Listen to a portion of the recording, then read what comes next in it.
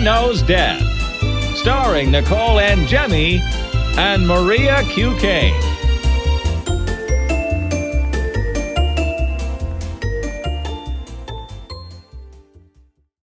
Hi, everyone. Welcome to Mother Knows Death. Let's get started with the story of the week.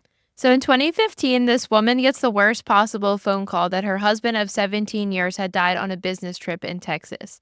So I can't even imagine what she's going through. She's scrambling, trying to figure out where his body is, trying to figure out where the hospital he's located is in. So she finds his iPad and is going through his iPad and types in Houston, and the search auto-populates Houston escorts. Oh, my God. So would you think this is, you can't even think this is some weird, like sometimes you'll be typing in like, am I, and then it will fill it in with a couple choices, right? Like this is so specific. Yeah, that's why I'm like not a fan of going through your partner's stuff like that, because you might just find stuff. I mean, like, honestly, if Gabe went on my computer and looked at my searches, he would be like, this chick is fucked up. I think And like a lot of all of it is because of this show and because of Instagram and because of the gross room. But you just, without context and stuff, I mean, I understand that that's probably what it is and everything, but she would have just been better off not knowing. That's what I'm trying to say. Well, I definitely think Google searches are the downfall of us all, even if you're not doing anything guilty. I mean, we just reorganized the entire website and we were recategorizing every single post, and I'm like so scared to death of spelling something incorrectly, which now that I said it, I probably definitely spelled something wrong. But everything I was looking up, like amputations, dismemberment, all this stuff, it was like the FBI is probably like, what? Oh yeah, The for fuck me is too. this Every lady single doing? week, they're just like, oh yeah, these are the searches she always does next. Like, Yeah, so I don't know. I mean, I don't she claims she was on the iPad looking for the phone number of the hospital his body was in, but I don't really know why she would have to go to his iPad for that, but maybe she had no other resource. But anyway, she starts going through his search history and starts finding more specific searches for specific escorts, prices, locations. So, of course, that's just the tip of the iceberg. He'd been hiring escorts for years and having affairs with multiple other women, and he even went as far as renting an apartment in Colorado to have these affairs in. yeah, that's nothing you want to find out after someone dies, for sure. So it seems like he had this porn addiction and she was semi-aware of it, but they were able to work it out in their marriage. But I don't know, I guess over time she knew he had an issue, but I guess didn't think it escalated. So after she finds all of this out, she obviously was very angry because she at the time thought he was a good husband, a good son to his parents, a really good father to their child. So at first she takes his ashes and mixes them with dog shit because she's so pissed at him. Yeah, she said she wanted to desecrate him after death. So then after doing that, she felt a lot of guilt, but then it took another turn, and then she decided she was going to eat his ashes instead. Yeah, that's, you know what? This is not the first time that we've heard about this, right? Didn't we No. talk about this on this show? I just wrote an entire article about this because at CrimeCon, we had a story about a woman who, I think she cooked her mother or her grandmother's ashes into a pasta dish. Oh, yeah. And then served them to her family, which we were saying was like really messed up. And then there was this My Strange Addiction episode where this woman was eating her husband's ashes.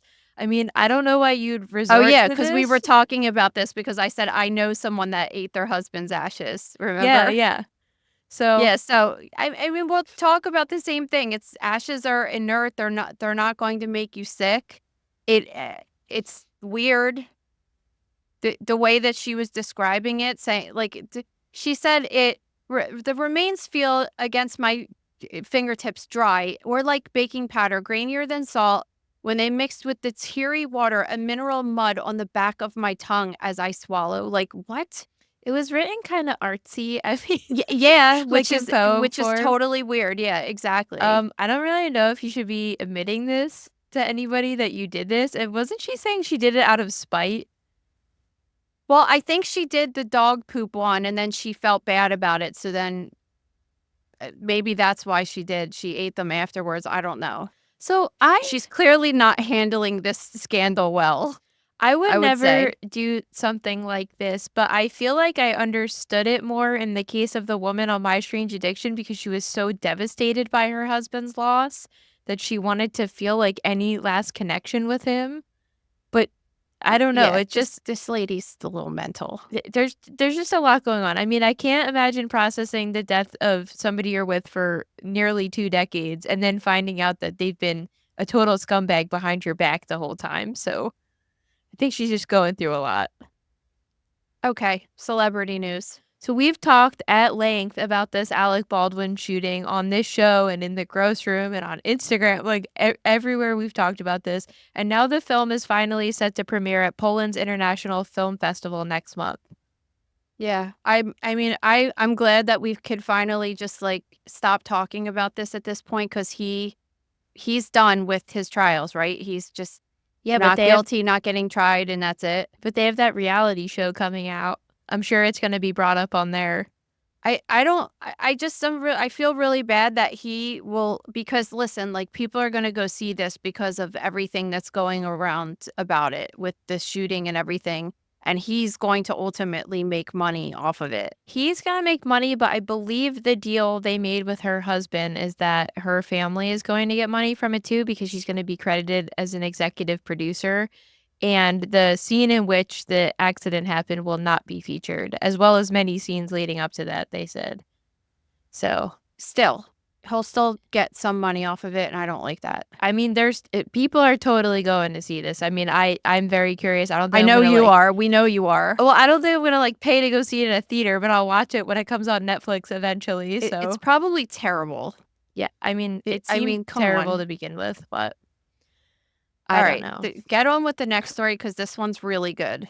All right, so before Lisa Marie Presley had died in 2023, she had been working on a memoir. She was recording herself, like talking on these audio tapes. She was working with her mom, Priscilla, to do it. So after her untimely death, her daughter, Riley, had finished the book and got it published. So it's coming out this Tuesday, October 15th. See, I'm interested in this book. I'm very Because interested I've heard too. like 3 stories already. There was one about Michael Jackson and stuff. Because remember, she was briefly married to him for a short period of you time. know what? I always And she said he was a forget. virgin when they got married or something. Like, and I'm just like, all right, I need to.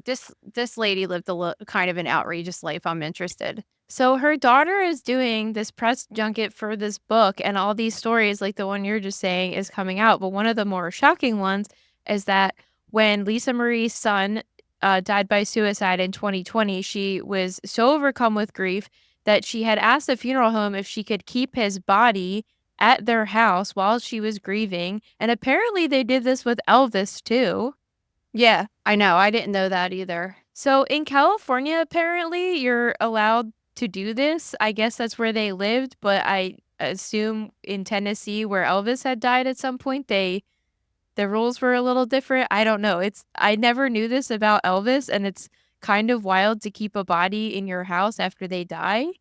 And I how just are don't they think even it's that. preserving it? I don't think it's that weird, honestly. I think it's weirder to keep your husband or your child or your mom's body at a funeral home that's not your house in a cold refrigerator.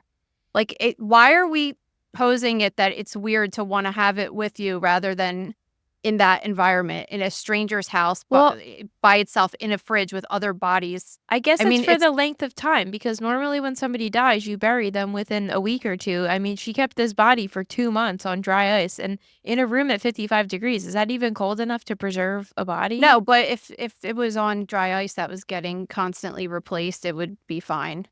I don't know. I don't have a problem with it. Like, honestly, if I had the means to do that, I would be like totally cool with that. So I don't think it's weird, like, just because I know what the back end looks like. I don't really want my family member staying in a morgue refrigerator like that. You know what I mean? So one of the weirder parts of the story was she wanted to get a matching tattoo to one he had, and the tattoo artist asked if they had a reference picture, and she said, "Oh, I'll just show you the direct source," and brought him to see the body. Yeah, that is very unusual. So I guess the guy went to their house to do the tattoo. Yeah, I assume so. Could you imagine this guy just being like having the honor of doing this tattoo as it is, because it would just be so crazy to be able to tattoo Lisa Marie Presley anyway, and then being invited to her house to do it, and then her being like, hey, my son's in the next room and he's got this tattoo on him that I want you to look at, and then you could get your reference point from that. So theoretically, because California doesn't have this law, anybody could do this, right? Because at first I was thinking it was the celebrity VIP treatment we are talking about all the time. But I guess really anybody could do this. It says California doesn't have any laws that mandate exactly when a body needs to be buried or disposed of. I'm sure there's lots of states that are like this, because why would there be a timeline? You know what I mean? Yeah, I don't know. I mean, I just don't see a problem with it, honestly.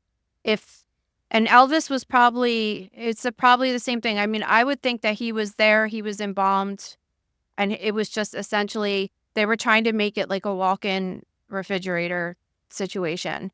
I think though eventually one of her other kids was like, this is getting weird, we need to stop doing this, right? That's why they decided to stop doing it. I feel like personally it would make it harder to grieve because you're constantly with that person every day instead of having the removal and having the time to heal.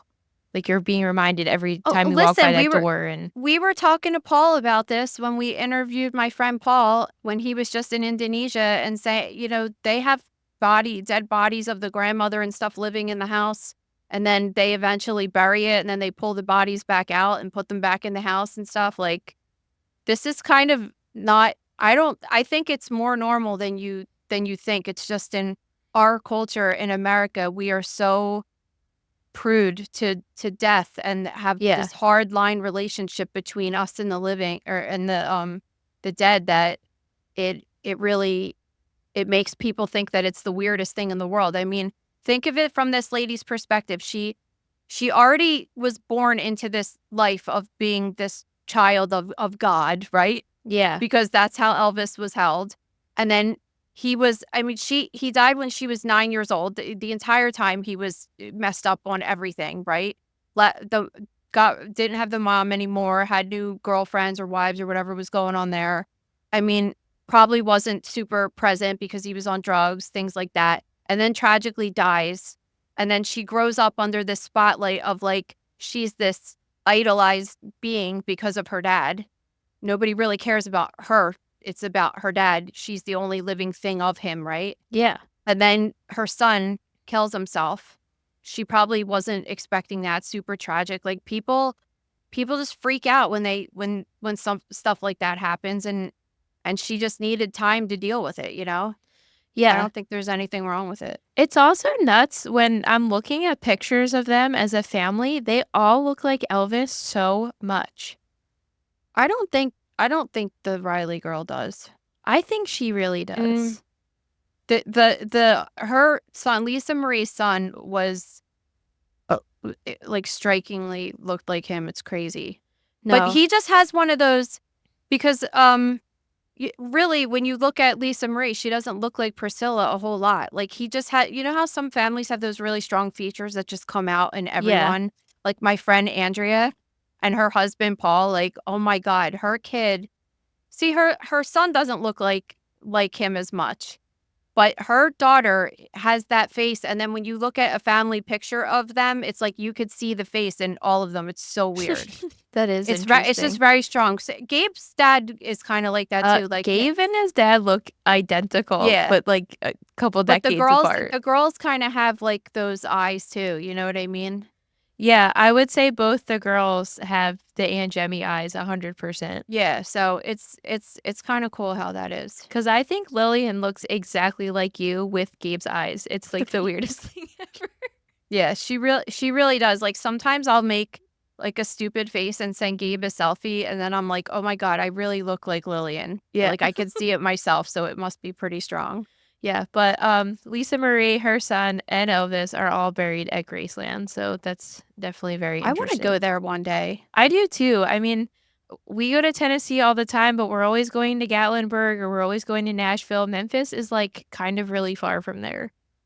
Because you could fly directly there, but I don't think there's much else to do there but that. But yeah, I would like to go though, and I know that I feel like they don't let people in the upstairs or something of the house, but I heard that it's all decorated the same as it was, like they haven't redone it. And there's like all these outrageous like bathrooms, the way that the tile work and stuff. Like I would just like to see that one day. I'm pretty sure that the Sofia Coppola movie that came out last year, Priscilla, was filmed in the house because it's really? untouched. So they were Oh, able that's to cool. keep it the way it was. And they did some Christmas special on NBC or something in there last year too, and it was amazing. Like everybody dressed really retro, and I remember this picture of Casey Musgraves in the bathroom and there's like poodle wallpaper. It's so incredible. Yeah, that wallpaper is so cool. Yeah, it's super cool. It's I such should a see if I could find that for my bathroom. we should plan a work trip. I need some inspo for decoration. I Okay. know. It's a cool property. All right, let's get on to the next story. So, Hurricane Milton just made landfall in Florida last night. So, first, our hearts go out to everybody affected by that. There's been craziness with the storms the last couple of weeks. Yeah, and we could also tell you too that my husband has been deployed with New Jersey Task Force 1 for weeks now for Hurricane Helene, and he's finally coming home tomorrow. So we're so excited to have him home because we miss him so much and we're so worried about him. But he was just doing such great things there, him and his team. So it was just he just always does things like this, and it's just so selfless and amazing. But we are happy for him to come back home to us now. Yeah, because we were talking about this last week, how it's like you feel all this stress in your family and like you just want your family member to be safe, but you also realize that they're doing like a really good thing and helping other people. So it's this really like difficult know. space to be in. It's just hard. It's hard because Lucia's birthday is on Saturday and she's going to be 10 and she feels like it's a big birthday. And we didn't even know that he was going to be home in time for it, which it worked out well, luckily. But it's hard to explain to a child, that Yeah. what's happening without getting into details of the work that he's doing now, because obviously the hurricane's been over for weeks now, the Helene, but what's happening down there in Asheville. So he's been helping with recovery efforts too, but you don't want to tell the kids too much of that, No, because they can't possibly understand what's going on. No, they don't. So after Helene, this other storm Milton was building, and they were really scared about the impact it was going to have. So millions of people were evacuated from Florida.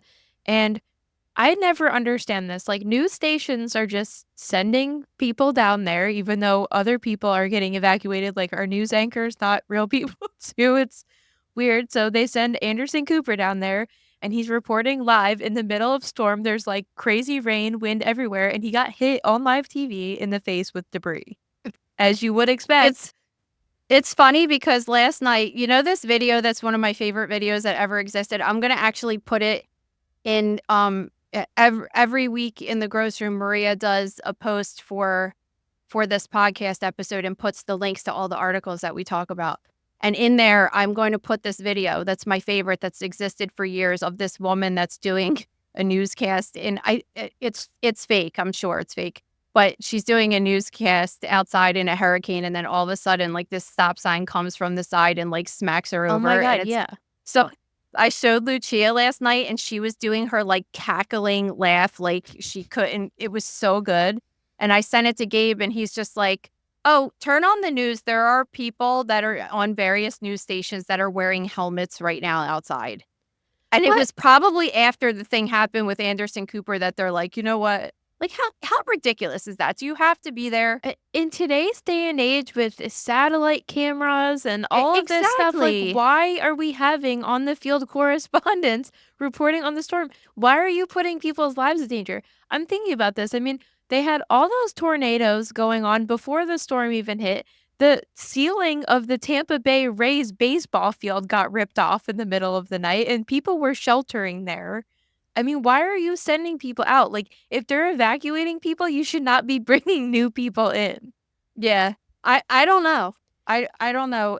Like, I see for first responders, for sure, they need to be there because they wouldn't. I don't even think so. Gabe got to Asheville actually before the hurricane even hit them. Yeah. And he wouldn't even have been able, thank God that they were there at least, because he wouldn't even have been able to get in. They were kind of trapped in there because all the roads were down and stuff. And it was scary for me to think that he was going to be there during that. And you know what I mean? Like, it's just a terrible situation. But for people like news people, I just don't think if they're on the news prior saying you need to evacuate and stuff, that they need to be there for public service announcements. But to be there during the time, it's like, who cares at this point? It's already there, you know?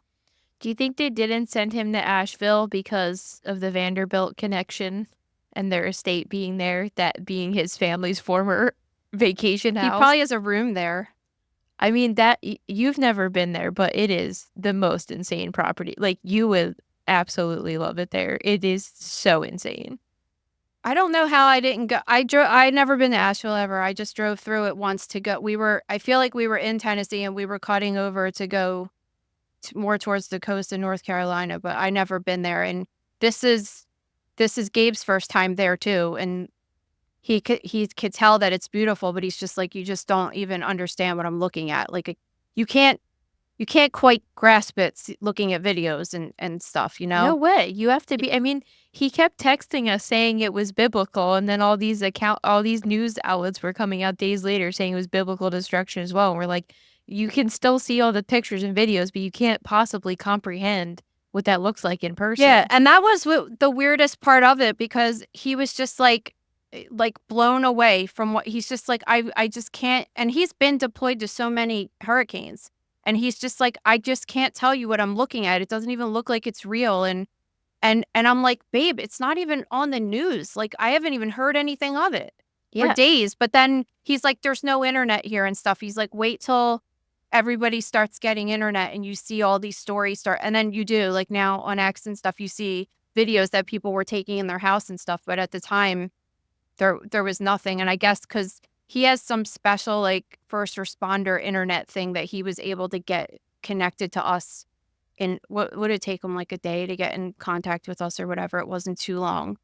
But it just, I mean, they still they don't have plumbing and toilets still in the areas that he was at.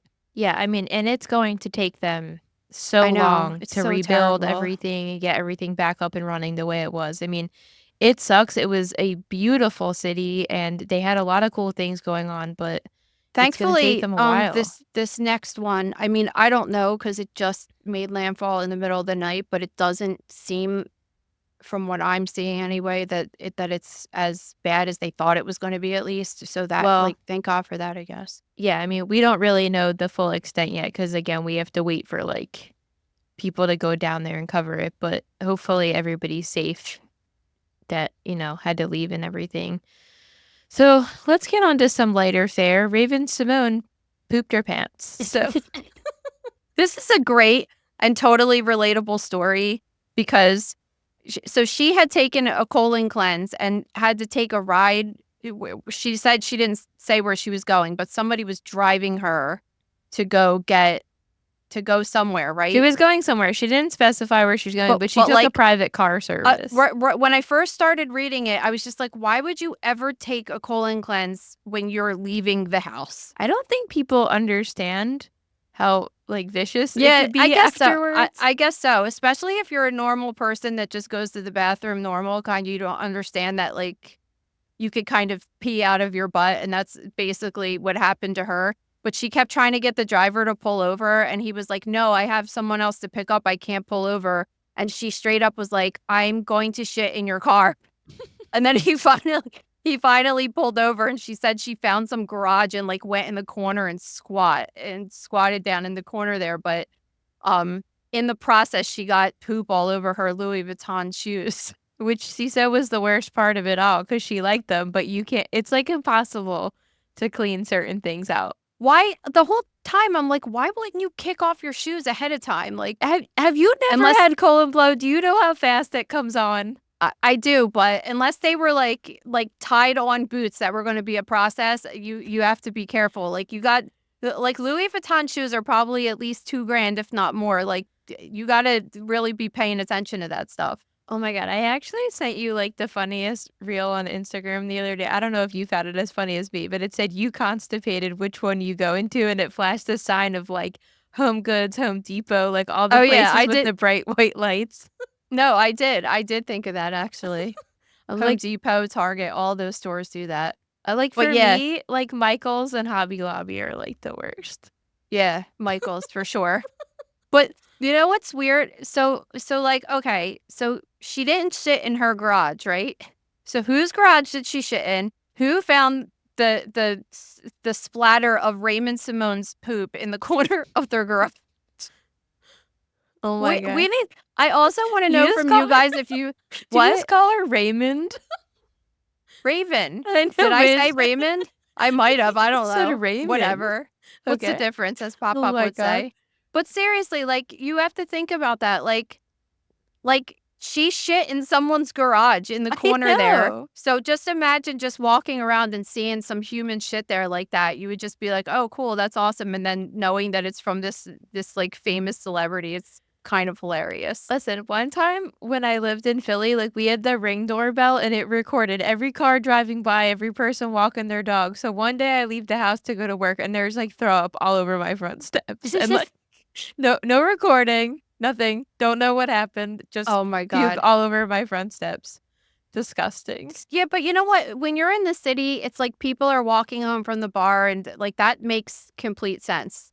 I just think maybe on the side of the road, some shit in the corner of a garage is just not as. Well, imagine having security footage of that. That's like Oh, there gold, probably, yeah, you know? that there probably is. Like someone is just like hearing that story and everything's clicking and they're like, oh my God, let me check the camera. You know how much TMZ would pay for that? I know, right? Right. Okay. Okay, let's get on to freak accidents. So a few weeks ago, a woman had gone on a boating trip with some of her friends in Indonesia. So unfortunately, she had been swept up by some strong currents, and her friends were not able to save her, so they had to report her missing.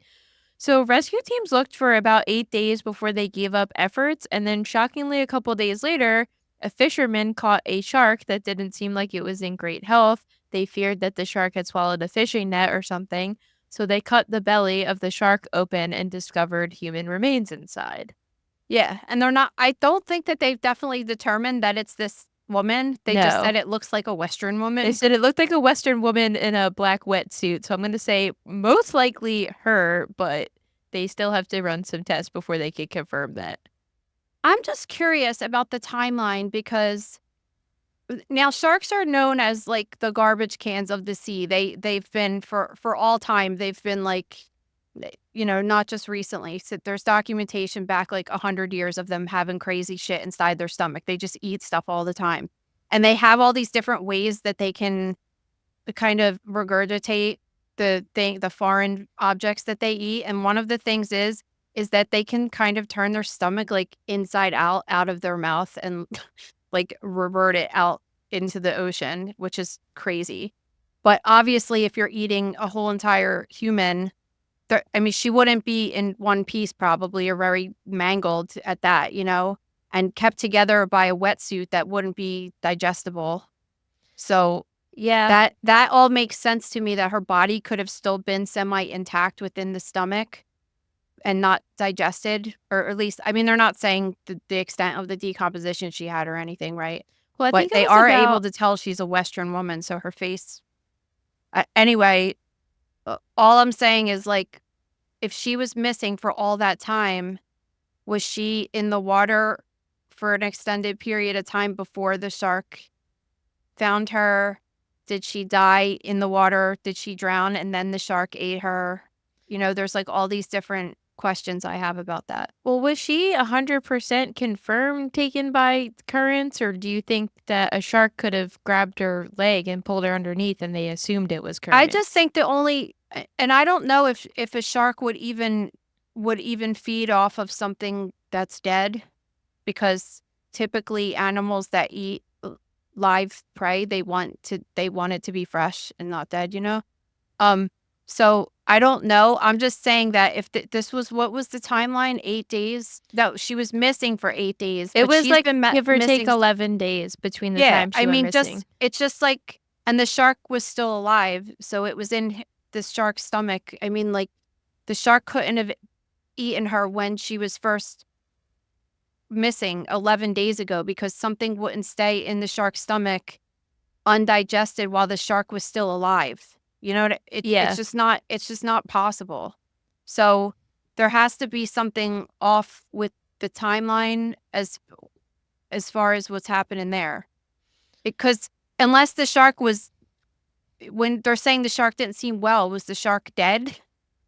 Like, Well, and had no, it been, wasn't. I don't think it was dead. It just seemed like it wasn't in great health. But then I guess they killed it because they opened its stomach. So yeah, like that's it. It's just that's the kind of thing that makes it a little confusing to me because it's like the shark wouldn't have ate the thing and it would be sitting in her stomach like that in the stomach for 11 days. and it It's was just not kind possible. of far where they picked up her, like where the shark got picked up from where she went missing. Like, I think the island in which she was on the boat was in the northern part of Indonesia, and then the shark was caught in the southern part of Indonesia. So it traveled quite a bit.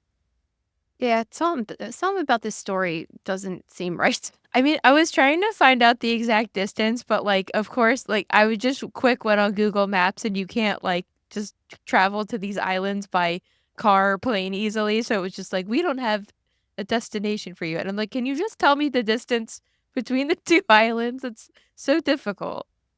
I don't Yeah, know. I don't know. It seemed far on the map. Something just seems a little weird. I just would want more info and see. And I don't know if they're going to do an autopsy and stuff. They totally should, but because if she's intact, you would be able to tell if she drowned or what happened, you know, if her wounds had the margins of the wounds had blood around them and stuff to indicate her heart was beating when she was injured or not. I don't know. Definitely interesting. All right, this next story is outrageous. In Colorado, this guy got a brand new job and it involved a wood chipper, so I think everybody probably sees where this is going. But within 15 minutes of his first shift, he put this hook-shaped branch into the chipper. It then caused the blades to flip and hook onto his court-ordered ankle monitor, dragging him into the wood chipper. There's so much shit wrong with this story. I can't even. So you have a guy who has a job. He has this. That doesn't matter that he's got the ankle bracelet thing, right? I don't think it's related to the story beyond it grabbing him by that. But do they try to get a person that's on a bracelet like that a job, or this is just independent of one another, or is this a job that the people at the jail like tried to help him get? I don't really regardless, know. Okay, regardless of my point, the point I'm trying to make here is like this dude doesn't have any training to do this job, right? Yeah, that's the point I was going to bring up. And any job in the world, even if it's at McDonald's using the fryer, there's some kind of education as to how to use equipment that could hurt people. This is OSHA standards, right? This is like occupational safety in the workplace, you know? I mean, how do you have a person that's brand new on their first day of job in 15 minutes using a piece of equipment that's like that? I mean, when I worked it's the company's problem. When I worked at Bath and Body Works for 5 weeks, not to brag, I had to do 3 training shifts watching videos of perfume making. That is more training than this person using. That was literally like the worst. It wasn't even my job. It was her job. It was the worst place ever. No, it was the worst job ever. They were like, my manager was like on the power trip. You would have thought she was Steve Jobs the way she was acting running this Bath You and know Body what? Works. Every single time I go to the mall now, ever since you work there, because sometimes I get like right now they have Stranger Things stuff that smells really good. I don't typically like the way their stuff smells, but when it has like a little bit of a goth flair to it, I like it. And I go there and I buy stuff because I feel bad for the employees working there because I'm like they're treated, they're just like it just seems like the worst job ever. And then I buy stuff because I feel bad for them. My only gripe with the company as a whole was they had this no piercing policy. And like one day I really couldn't get my piercing out because I had the snap-in thing. And they made me wear a Band-Aid on my face. And I'm like, the Band-Aid doesn't look worse than having a jewel? And it was so stupid. I'm like, this is a mall perfume store. Who cares? Yeah. But I think it was things more have changed a lot in the situation. past 10 years as far as that stuff goes. Yeah. Because I used to get absolute hell with my tattoos at my last one of hospital jobs, and now I just think that it doesn't matter anymore, which is really interesting, right? But my point being that I had more training to work in this perfume store than this man had operating a dangerous piece of machinery. I know that it's just, and he's trying to say in this article that he's like complaining about the ankle monitor, that it wouldn't have happened. First of all, it's just like, dude, no. If you didn't have the ankle monitor, it wouldn't have happened, yes, but it's your fault that you have the ankle monitor. You can't sue the ankle monitor company. Like, this has nothing to do with them. This has to do with you even have it in the first place. Let's get that straight. But the real problem here is the company that he was working for needs to be investigated for safety in the workplace. Yeah, so wait, we didn't even get to like the full extent of what happened. So it pulled him in the wood chipper, and then because everybody was wearing protective earphones, they didn't realize for like a couple minutes what was happening.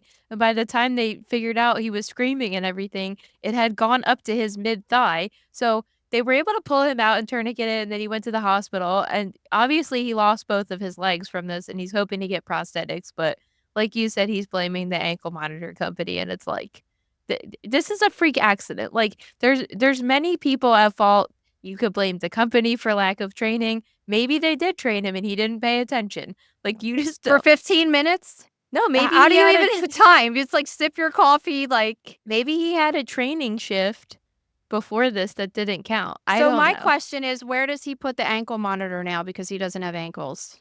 Wrist. Because he still is a criminal, correct? Like, that doesn't, just this horrible accident doesn't change things like that. So I don't know. I really don't know. Do you know this? You know that chick Anna Delvey that was like frauding Oh, all those God. banks? She was on I- Dancing with the Stars, yes, like, bedazzling her. and Nancy Grace like hates her. Really? She does episodes all the time, like disgraced heiress or whatever she calls her. Like, it's kind of amazing, but that's the only reason that I know about her, because she talks about her so much, and she's on Dancing with the Stars, and that chick's kind of mental, man. Like, when you hear about all the stuff that she was doing and like getting away with and being fraudulent with people and stuff, it's kind of crazy. Yeah, I mean, Like, good stories. it's a really good story. There's a really good Netflix show about it that's reenacted, and it's kind of amazing. But she bedazzled hers, right? Is yeah, that on what you're Dancing with getting the at? Stars, she was like the costume designer was like decorating them. Oh, wow. And everybody was like, why are you letting this felon be on Dancing with the Stars? ratings, hello. And maybe, you know what? Wasn't Nance on Dancing with the Stars at some point? Oh my God, yeah. Yeah, I think she was like a she long was. time Maybe ago. that's why. Maybe that's why she's salty, because it's like Did she her get alma kicked mater. off quick? I don't remember. But yeah. I don't know, but her and Tori Spelling got eliminated, I think, the first week, so obviously.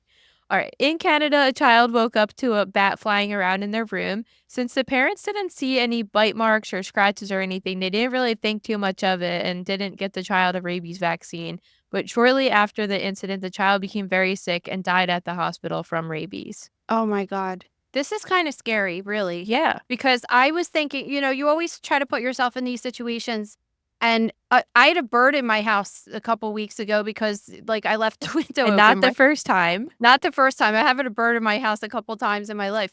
But, like, I kind of tackled it down, got it outside, right? The visual of you, like, tackling this small little bird that's flying around your bedroom pooping everywhere is incredible. Shit I can't believe how much it shit. Talk about having colon blow all over my house. It's like kind of, you're just like, this thing, how does this thing have so much shit in its body? I don't think TMZ's buying that video. I was trying to talk to it. I was like, listen, dude, like, I don't want you to be nervous. I just want to put you outside. Like, I'm not trying to hurt you. I just don't want you in my house You're right like, now. if you stay in here, my cat will kill you. Yeah, exactly. Well, that's the thing. Like, the cat was flipping out and stuff. And I'm just like, dude, I'm trying to help you in this situation right now. But the thing wouldn't listen to me. Anyway, you don't think anything of it. You're like, okay, it's out of the house. Next. Like, I've never had a bat in my house, but at the same time, if it was in my kid's room and I didn't see anything wrong, I would probably just throw it outside and not think anything of it too.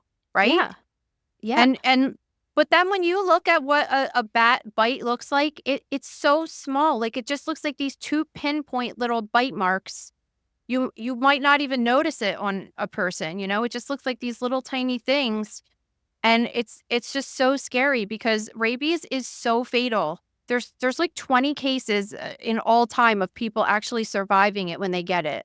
I mean, think about that. That's like insane, Yeah, right? it really is. And what happens is that there's certain animals that carry it that you're more prone to getting it from, but any mammal can carry it. So technically you can get it from any mammal that has it. And it attacks the central nervous system, and it starts off with like flu-like symptoms, and then you start getting like anxiety and agitation and hallucinations and stuff. Like, it makes you go completely nuts, and then you end up dying from it. It's It's so terrible that horrible. happened to a child, really. Yeah, I mean, it really is. This episode is brought to you by The Gross Room. Guys, we talk about so many different cases in the gross room and have all different examples of things. So even if a specific story we're talking about on Mother Knows Death isn't in the gross room, there's always a case in there that involves one of these things. Like rabies, for example, I have a case of that in there, and you just can go on the search bar and search anything that you're interested in and find a case that has to do with it. And it's really awesome. We have lots of posts with videos, photos, thousands of them on there. So you could really see anything that you want to see and have me explain what's going on in it. And the gross room's on sale right now, and we don't put it on sale too often, and it's only $20 for a whole entire year of gross. So you can visit thegrossroom.com for more info and to sign up, and the website will be on sale until October 16th. All right, let's get into true crime. So in England, this 53-year-old family doctor found out his mother was planning to leave her estate to her partner, so obviously he did not like this and planned to kill the guy. So in order to get this done, he thought it would be best to pose as a nurse and visit their home to give his mother's partner a COVID booster shot. In order to do this, this guy made this fake disguise, which they were saying was realistic in this article, but I'm sorry. Oh my God, it was it's so good. It's so good. It's like some creepy Halloween costume. Like, I don't even know, but it's so bad that it's good, Yeah, like he had like a fake tan, he had a fake mustache, beard, a wig, glasses. It was so ridiculous. But it's not like a typical like stick-on mustache. It's one that looks like a higher level one that's made with like the mesh or the lace background, kind of, you know what I mean? Yeah. But it's not a good one. No, like It's I could so still tell bad. from the picture. Yeah, yes, it's so bad. So he also forged NHS documents and he sent letters to the home trying to arrange this at-home visit to administer this shot. So he even booked a hotel room under an alias and used fake license plates, all to like try to cover what was going on. So he goes to the house. The family's convinced by this, and he goes to the house to give the shot. And beforehand, he's even going to lengths to taking this guy's blood pressure to make him feel at ease, and then gives him what he claims is a COVID booster shot. But it turns out not to be. The guy developed necrotizing fasciitis, which, can you explain what that is? Yeah, this is the part I'm a little bit confused about. So the fascia is, we were talking about this a couple weeks ago with some case. I don't remember which one, but the fascia is this kind of thick covering that covers your muscles. So your muscles aren't spilling out everywhere. They're kind of encased within this. Think of it as like a thick piece of fabric, like leathery almost, right? Mm-hmm. Not so thick, but it's very thick and tough. And what happens is that you can get a deep infection that goes along the planes of the fascia that surround the muscles. And that is kind of like this indoor highway that bacteria could just travel up inside of your leg or your arm or something. And it could cause these terrible infections that cause the muscles to get necrotic or dead. That's why they call it flesh-eating bacteria. The only thing that I could think of is that because they were saying that they're not sure what was in the COVID vaccine. Yeah. That somehow he either put bacterial agent directly injected into his muscle with this shot, or it was some kind of chemical that caused necrosis or tissue death there, and somehow that caused bacteria to grow, and that's what happened. Yeah, so they figured this out through surveillance footage, and searching his home, they found all these chemicals, and they even found a bunch of books, including a guide on like how to poison somebody. A poisoner's handbook. Yeah. I was like, do you think reading this, we interviewed Lisa Perrin last year about her Oh, book, yeah, like yeah. The League of Lady Poisoners, and her being like, oh my God, I opened my book. No, I know, right? No, wouldn't that be hilarious? Not for her, but No. yeah. I mean, they said that he had arsenic and that he had liquid mercury, other chemicals, and he had castor beans, which could be used to make ricin toxin. So this guy, but they were saying they thought it might have been a pesticide that he injected. I'm not sure Yeah. why they thought that in particular with their investigation or whatever, but I mean, it's just a crazy story. Yeah, it absolutely is. I mean, I don't know how you think you're getting away with this. I mean, the disguise is just, I can't get over it. It is just it's so ridiculous looking. It really is. But he pled not guilty at first to attempted murder, but then he changed it to guilty. So he's pending sentencing. Certainly interesting. yeah. All right. So at a restaurant in New York, this 20-year-old woman went in the bathroom and had a miscarriage, and she just walked out afterwards. So employees were alerted that the bathroom was dirty, but I guess they were like, we're not dealing with this. We'll leave it for the cleaning people the next day. So the cleaning staff came in the next day and found that a 22 to 23-week fetus was clogging the toilet. Oh my God. We talked about this last year. Do you remember at Christmas time, a similar situation in Ohio that a woman that was in her 30s had a miscarriage too and tried to stick it in the toilet? And both of these things ended up with the same ending, which is these women are facing like felony charges. Yeah. I mean, like, what? Yeah, I think it's ridiculous because they're trying to say she could be arrested for concealing a human corpse, which is a felony. And here's the deal. Like, I think it's fucked up to have this happen to you and leave it for somebody else to deal with. But at the same time, like what are you supposed to do if this happens to you? Dude, in New York, you can get an abortion up to 22 weeks. It's further along than this is, and that's fine. So why is this a felony? Well, They're literally disposing of it the same exact way. Like maybe it's it's just because of the way in which it was handled. But like, what are you supposed like? I'm thinking if this happened to me, like I would call you, but like I wouldn't think to call the police, right? Like I don't even know what I would do. But I guess maybe they're trying to say that she could be arrested because she left it. But what are you supposed to do? Like, I just don't understand what you're supposed to do in this situation.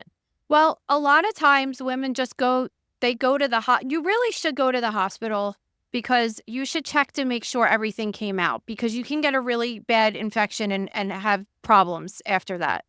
So you should just go to the hospital and whatever comes out, you should bring with you. And especially if you're pregnant and you want to have the baby and everything like that, they could test it to see if there's any kind of genetic reasons that caused you to have a miscarriage, right? So it's always best to put it in and like you don't need to, it's not like cutting off a fingertip that you got to do all crazy stuff. Just put it in a Ziploc bag and bring it into the hospital, right? Yeah. But I don't know why she didn't, but like you don't really have to. There's women that have miscarriages all the time that don't go get checked out afterwards, and you don't have to. What are you going to do with it? Like if she was 5 weeks along, it would have flushed down the toilet perfectly fine, and nobody would even know about it. You know what I mean? Like, well, yeah, and I live in this world where like I don't think it was right. She left a disturbing scene like that for somebody else to find and deal with, but at the same time, like, just what are you supposed to do? She went and told them to clean the bathroom up? No, I don't think she did. I think somebody just said there was like a mess in the bathroom. I mean, it's possible that there was just so much blood and so like that's traumatic. It's not like she wanted to. It's not like she's killing the kid. You know what I mean? Like I don't know. I just don't. I think the felony charges is like so extreme for this because that will be like on her record for the rest of her life. Yeah, and I just don't see what the difference is. So if she went to an abortion clinic and got that done, that would be not a felony. Like, well, even the medical pick what you want to do. Like, even the medical examiner is saying like the baby could have taken 1 or 2 breaths, but it wouldn't have been able to survive regardless. It wouldn't have. Like, what? it's just, this is like silly to me because I just think that it's completely ridiculous. Yeah, I don't know. I hope they don't do anything like that. Like, nobody wants to have a miscarriage in a bathroom. What are you supposed to, like? Yeah, exactly. Like, And what like, are you think of supposed to do? the frame of mind you're in. You're at a restaurant, you're eating, and then all of a sudden it's like you have this pain and you want to go in the bathroom and that happens to you. Like, sorry, you're not thinking straight. I just like, I can't get down with that. Yeah, for sure. Okay, medical news. So this wife and mother of 3 decided she wanted to get DNA testing done to look into her family history and heritage because she wasn't really sure what it looked like.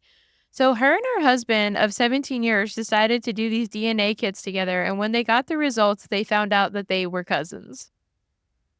Yeah, but like fourth or fifth cousins twice removed kind of thing. Yeah, Not, I mean, I mean, you're like, still and cousins, but that's not like being your first I don't think but this is that bad. I think that she's so dramatic too. It's like, I started thinking, should we get a divorce? Well, Are you we even already did supposed to it. be together? You already just- had 3 children. Like, the deed is done. Do you think that she was just looking for a loophole to get out of this marriage? I don't For know. real, like, who care? Who would care about that? I don't know. And also, like, keep it to yourself. If you're embarrassed, don't put it on TikTok like she did. And her kid is clearly embarrassed by it too. Her teenage son is like, I don't think we should be like sharing this Why with would you everybody. think be embarrassed? I just think that's the dumbest shit. But if you What- are embarrassed, keep it to yourself. Literally, nobody has to know. if it's like your sibling that you didn't, then you'll be like, okay, maybe I should never say this out loud again. But like, come on. I just think that this is a whole like made up thing. Come Yeah. on. I mean, D- it's ridiculous. I'm just like, yeah, this lady's trying to look how to get out of her marriage and just be like, oh, I can't. Like, fourth and fifth cousins, that's like every single person in the royal family right now. Like, come on. yeah. Queen Elizabeth and her husband were cousins, and they're just fine. Kids questionable, Are but we'll that- see.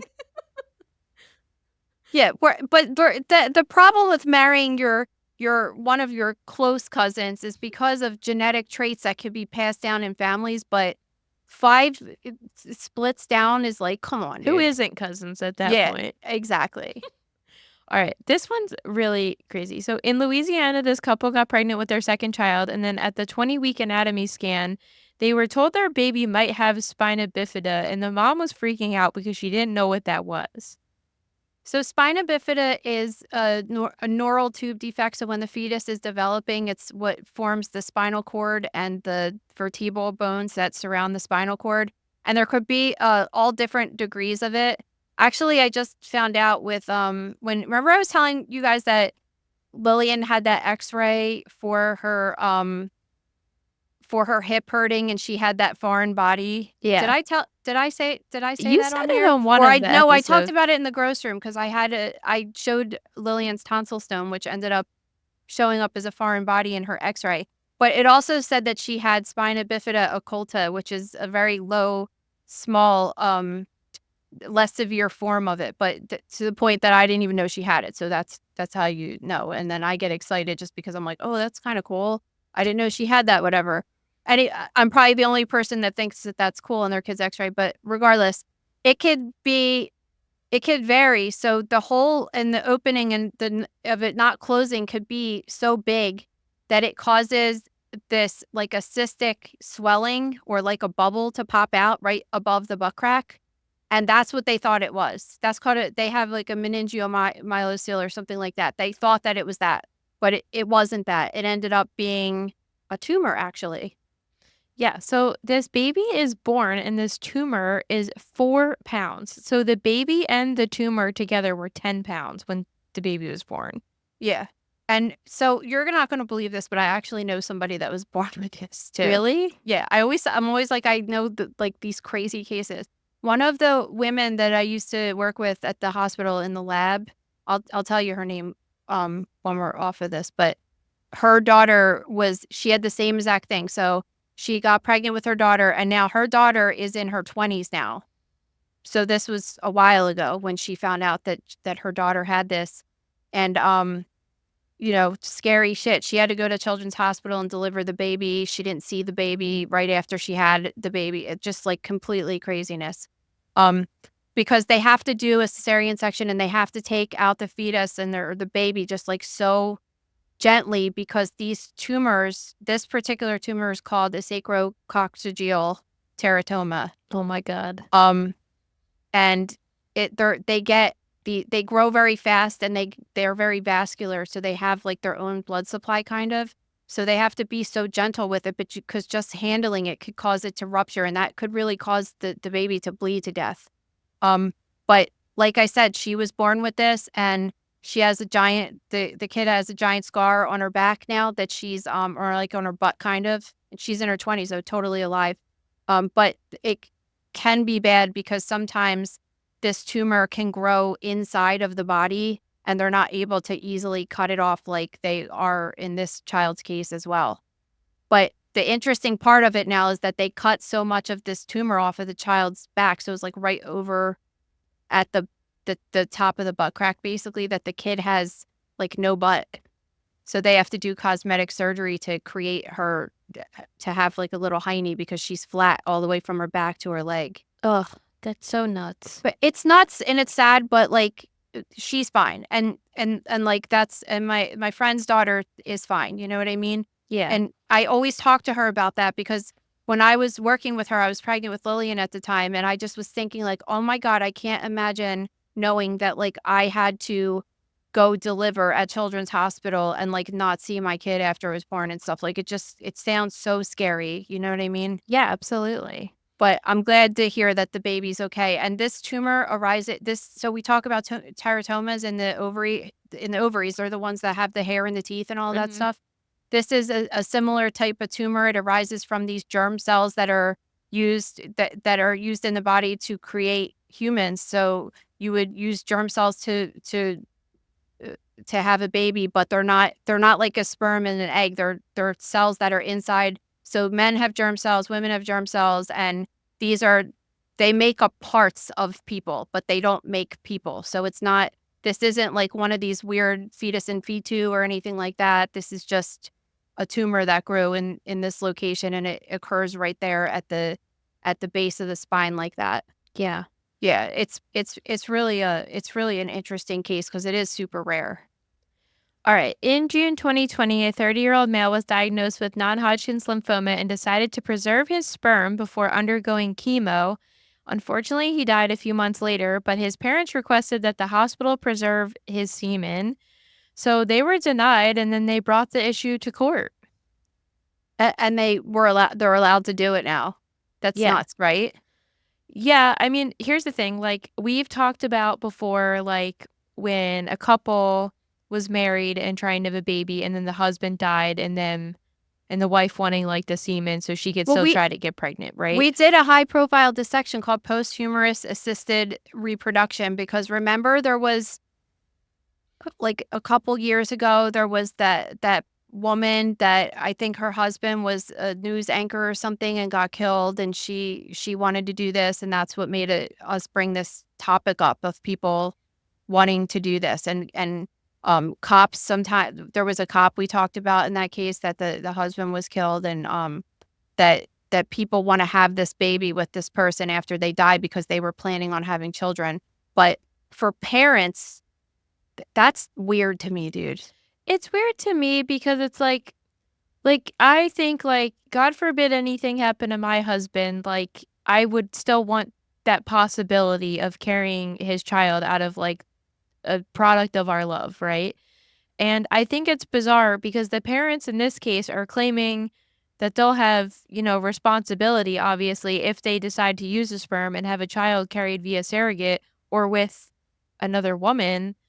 And I just think it's kind of bizarre. Like, I guess they want to just keep the generations of their family going. And to some extent, I understand that. But they also have other children. And I just think it is weird to take it. Well, he was 30 when he died. And he gave permission for them to do this. But.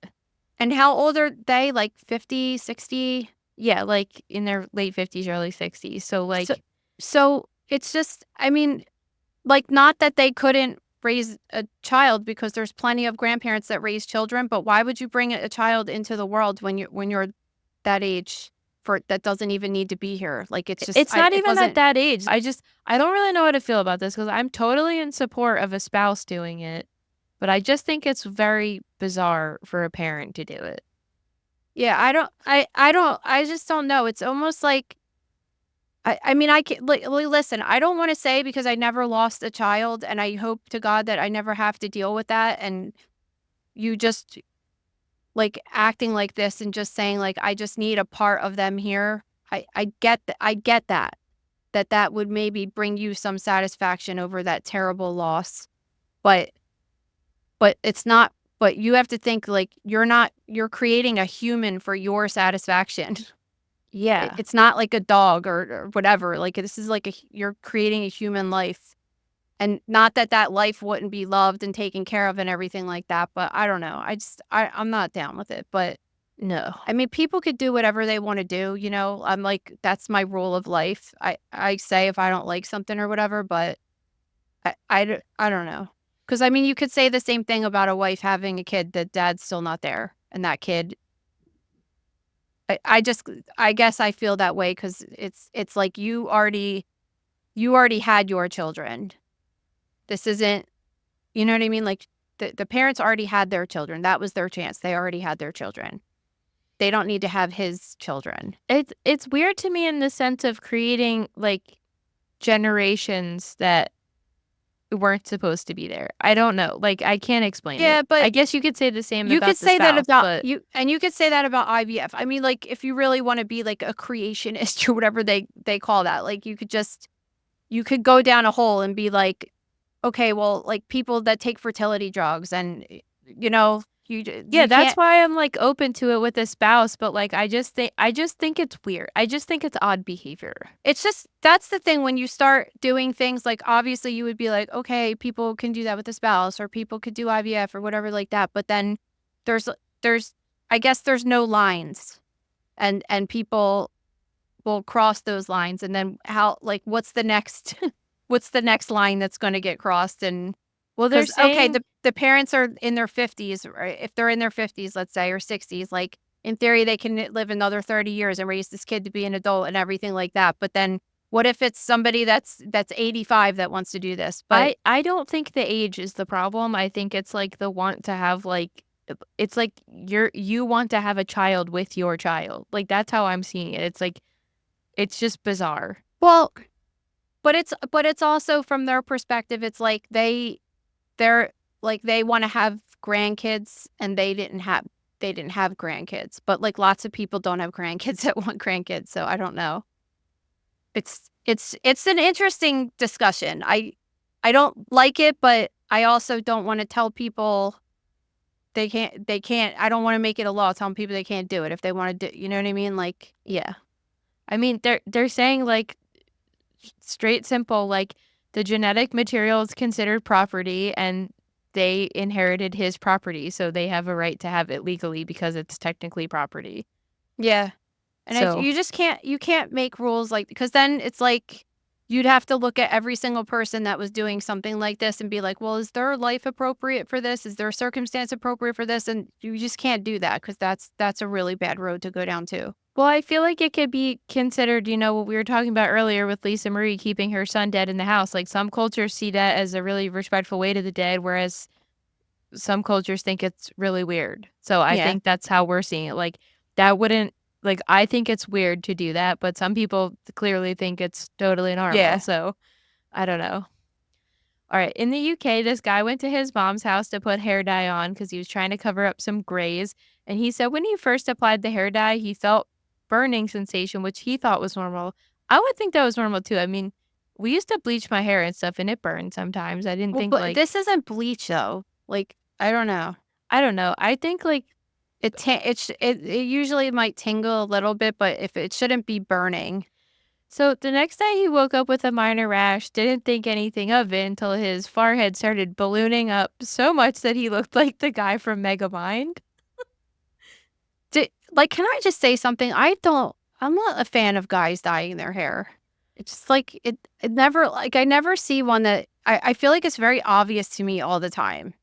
It looks like someone put shoe polish on their head or something. Like I don't know. Maybe like if somebody's really good at doing it, I don't know. I just maybe it's like these home kits when men do them. I'm just kind of like, yeah.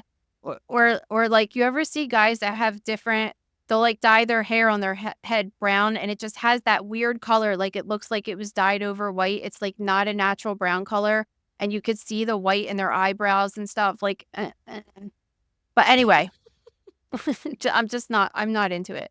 But there's this chemical called PPD that can be in certain hair dyes, and lots of people are allergic to it.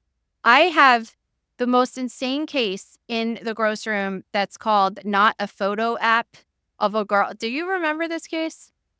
I know it's like in my head. I don't Okay, remember it's exactly. about a woman who the same exact thing happened. This hair dye allergy. She like that's why I titled it Not a Photo App, because she looks like, you know, when the kids do that thing on the iPad with their faces, like it could distort their face and make them look like all crazy. filters. Yes, it's like that. She looks like she has this crazy filter on her face. Her face is so insanely swollen that I mean, there's nowhere to go because the skull's there, right? So it can't really stretch the other way. So it's just kind of like everything outward, but similar to this guy, she just like looks absolutely insane, and you're like, oh my God, you could get that from hair dye? That's so crazy, right? But every box of hair dye that I've ever seen always says do a skin patch test 24 hours but prior. who is doing that? No one does, because you want to do it when you're doing it, but it's a thing. Like I had another mystery diagnosis like 4 years ago of the same thing. So that's 3 people we're talking about right now that this has happened to. And like that, the guy too, it's just like if you saw him in public, you would be like, oh my God, what is happening? The worst part is he went to the hospital and they sent him home and said if it gets worse, it looked horrible. And they said if it gets worse than this, come back. And then of course it got so much worse. Yeah. And then he had to go via ambulance, and he was in there for 13 hours. Well, because, and that's like, it's not that big of a deal if your head swells up, but you have to take into consideration if your neck starts swelling up like that, that's huge. Like you will die from that, you know? Yeah. So they have to monitor that, and it's crazy.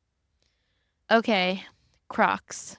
A podiatrist is coming forward saying that they may be harmful to children's feet, children and teenagers' feet. I'm so happy about this because this might be the final excuse I could use to my kids not to wear those stupid shoes anymore. I just hate that. I think that they're like the most terrible thing that's happened for fashion in the past, the history of fashion. I would put that as number 1.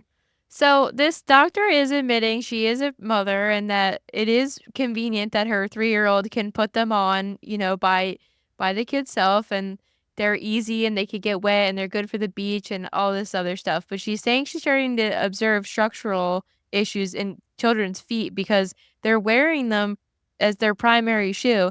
And other doctors quoted in this article have said they're fine to wear, but you have to alternate them with more supportive shoes. You can't just wear Crocs all the time. My kids don't want to wear regular shoes. It's the Crocs and the Uggs, and they have the Converse, which I make them wear like on their gym days, and they hate it. I'm just like, dude, you're putting on like sneakers that tie your ankle in support for gym class.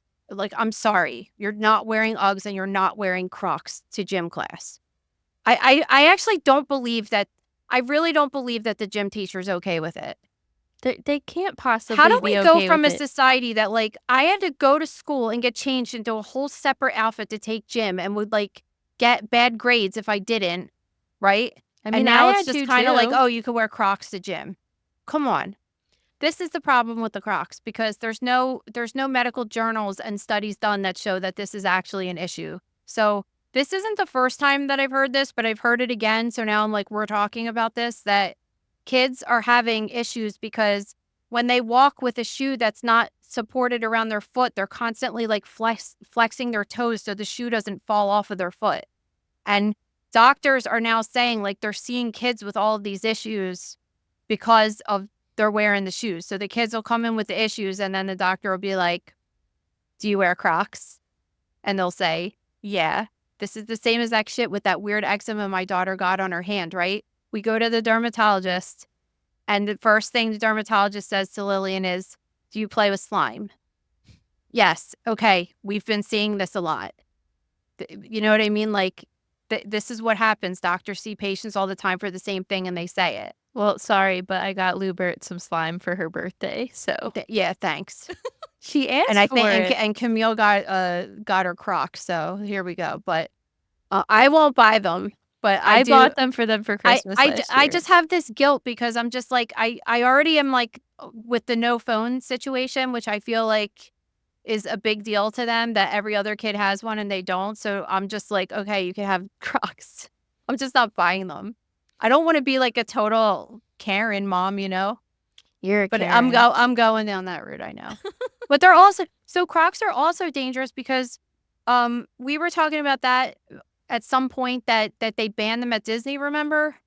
Yeah, because they were getting stuck in the elevator or the In the escalators. escalators. Yeah. So you could get hurt in them too. Plus I think that you could like twist your ankle on the higher platform ones that my kids want. That Listen, I don't you're even, just butthurt because they're ugly. So you will do they're just anything to get them banned. I know. I don't get it. I just don't get it. That's all I could say is I just don't get it. All right. Okay. Other death news. This is the saddest story I feel like we've ever reported on in here. I was tearing up writing my notes on it. So during Hurricane Helene, an elderly couple was sleeping in their bed and a tree fell on their home, unfortunately killing them. And when the first responders found them the next morning, they were hugging.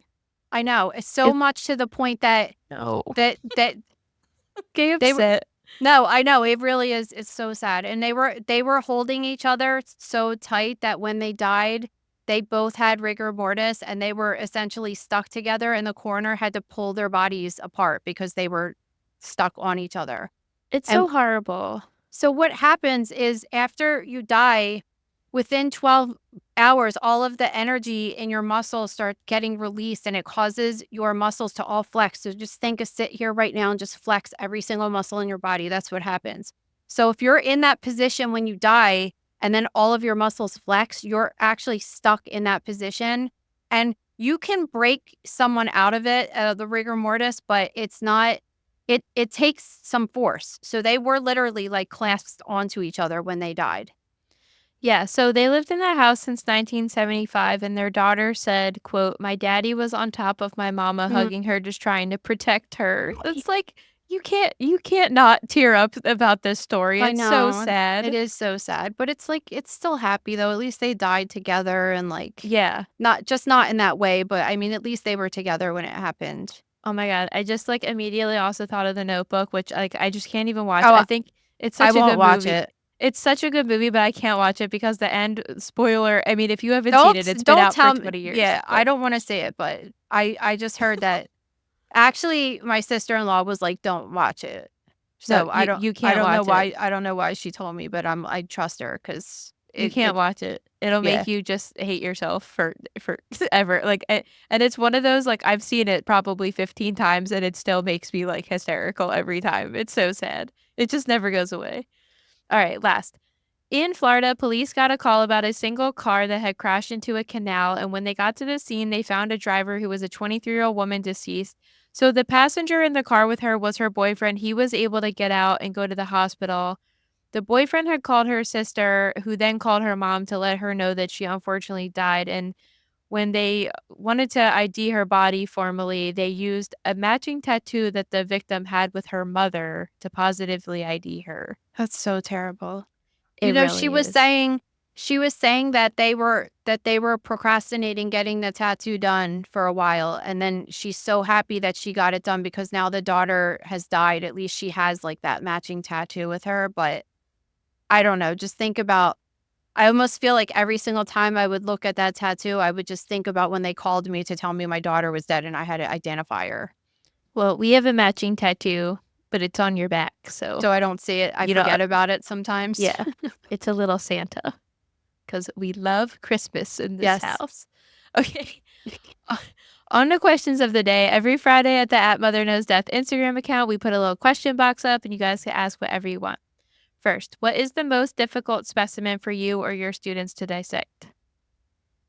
I think personally, like I don't know if I would say difficult because a breast doesn't have really much anatomy at all, but they're difficult as far as the kind of tissue they are, and certain breasts are very dense and it's just hard to find tumors sometimes, and sometimes it just gives me a lot of anxiety because sometimes you get a really big breast and it's just like looking for a needle in a haystack, and they just stress me out, and I don't really like doing them, and they're very greasy, and they're just like, sometimes they're stressful specimens like that, but they're not anatomically, they're not difficult at all. I think students have the hardest time with ones that have a lot of anatomy, especially because when you take gross anatomy in school, most of the bodies we get for the most part are pretty normal anatomy. When you get a thing taken out, any kind of organ taken out for a tumor, for example, sometimes it could distort the way the normal things look so much that when you're looking at it, you're just like, I can't even tell which way is front, which way is back, and what is this and what is that. So I think students have the hardest time with that just because they don't have the repetitiveness of seeing organs all the time to know exactly what they look like in different situations. I would say that's probably it. All right. How or has your profession affected your diet at all? Yeah, I mean, for alcohol for sure. I I never really drank it that much, but now I just like definitely don't ever drink it. And but for eating, um I don't know. I don't think so.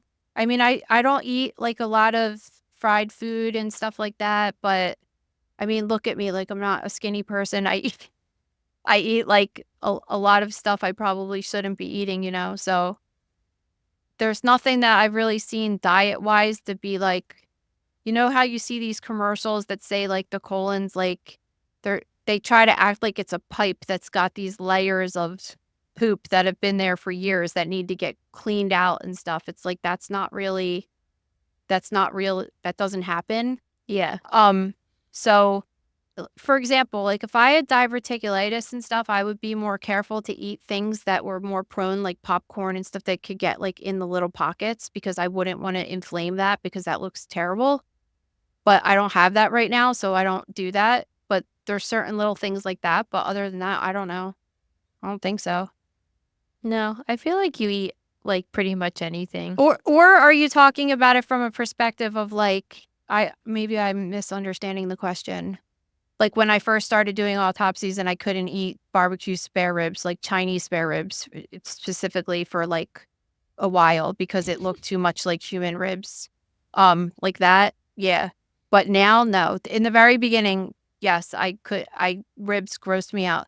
And I cook a lot and I do have to disconnect from the raw meat versus, because a lot of it looks very similar.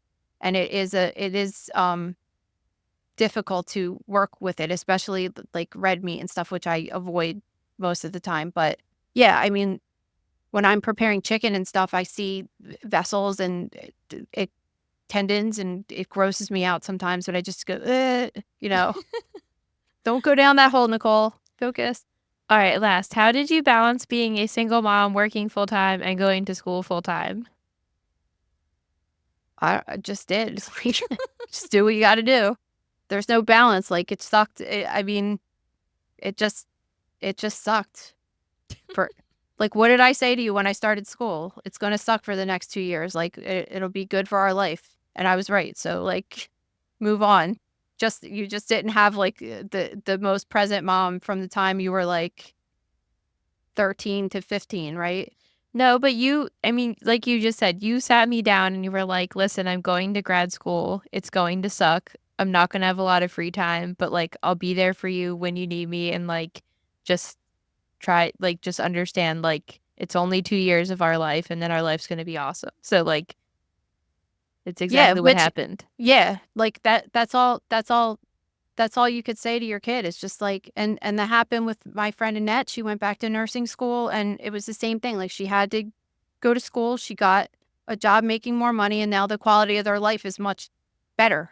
But it just takes you, sometimes your kid, when you're a single mom, your kid has to learn that you need to sacrifice sometimes for the betterment of the whole family, you know? Yeah, and I think you did it at a good time. I mean, I was an early teenager, so I was like, I could do a lot of things. Like I could cook myself food and do my own laundry, like stuff like that. So that was like, Yeah, and like we lived with my sister for a time of that. Yeah. And that was helpful. And then we lived near my mom and pop up at that time. So that Yeah. was helpful. It's just like that could actually be a terrible time for a mom to do something like that, depending on the kid. You know what I You mean? knew I was a rule follower, so I Yeah, wasn't well, doing yes. anything. But Maria will never break a rule ever, like including when some asshole tells her to put a Band-Aid over top of her piercing and she listens to them. I mean, But- I did quit that job because it See, got, that's like, why we're so- different, because I would have been like, fuck you, and walked right out the door. No, it got like so annoying because, you know, I was just like overworked. Corporate is not for me. Like I have a hard time with it, and the piercing thing was annoying. And then it started being like I was stocking perfume one day and my manager was training somebody and they were like, "See how Maria's doing it? It's not the right way." And I was like, "Dude, fuck this job. I'm getting no money here." You The have to hours were you have to get horrible. screwed over really bad though to get to that level. Well, I went in the bathroom and I texted you and I said, "Tell Gabe to come pick me up," because I didn't have a car either. So I went in the back, I threw my apron in my locker and I grabbed my purse and I just walked out and they were like, "Where are you going?" I was like, "I'm not working here anymore. Like, fuck this. Like, this Yeah. is awful. Like, I'm sorry, I will work anywhere else, but I'm not getting talked down to like this at a job where you make no money and you have to wear an apron. And also that job, you have to work.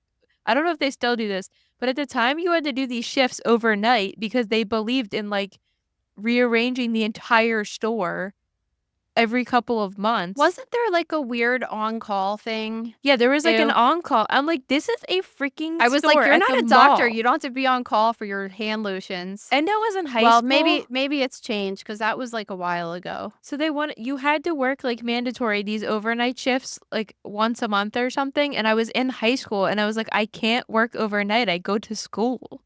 And they were acting like I was like this degenerate loser that had nothing going on in my life. I'm going to school. What do you want?